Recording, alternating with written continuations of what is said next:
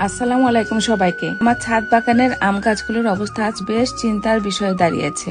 তার চারপাশটা কেমন পুড়ে যাওয়ার মতো অবস্থা হয়ে যাচ্ছে এবং পাতাগুলো ঝরে যাচ্ছে। কে বলা হয় লিপ বার্ন। তো শখের গাছে যদি এরকম অবস্থা দেখি মনটাই খারাপ হয়ে যায়। অনেকে মনে করেন এটা কোনো ভাইরাসের আক্রমণ, কিন্তু এটি হচ্ছে পটাশিয়ামের অভাব কিংবা ছত্রাকজনিত কোনো কারণে হতে পারে। তাই আমি আক্রান্ত পাতা ছিঁড়ে পরিষ্কার করে দিচ্ছি। আমি যদি অল্প থাকতে ব্যবস্থা নিতাম তাহলে আর এত আক্রান্ত হতো না। পাতা পরিষ্কার করার পর গাছের মাটি খুঁচিয়ে ভার্মি কম্পোস্ট, হাড়ের গুঁড়া, শিংকুচি, ড্যাপ সার, গাছের ক্যালসিয়াম, সবশেষে সাফের পানি দিয়ে দিলাম।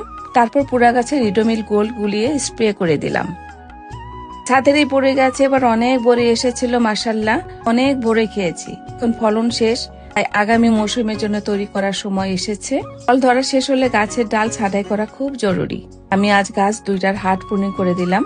এতে করে পুরনো অপ্রয়োজনীয় ডাল বাদ যাবে আর নতুন ও সতেজ শাখা বের হবে। শুধু ডাল কাটলেই হবে না, ছত্রাকনাশক স্প্রে করে দিলাম এবং গাছকে খাবারও দিলাম। এই খাবারই গাছকে নতুন ডালপালা গজাতে শক্তি দিবে। আশা করছি সামনের বছর আরো বেশি বড়ি পাবো ইনশাল্লাহ।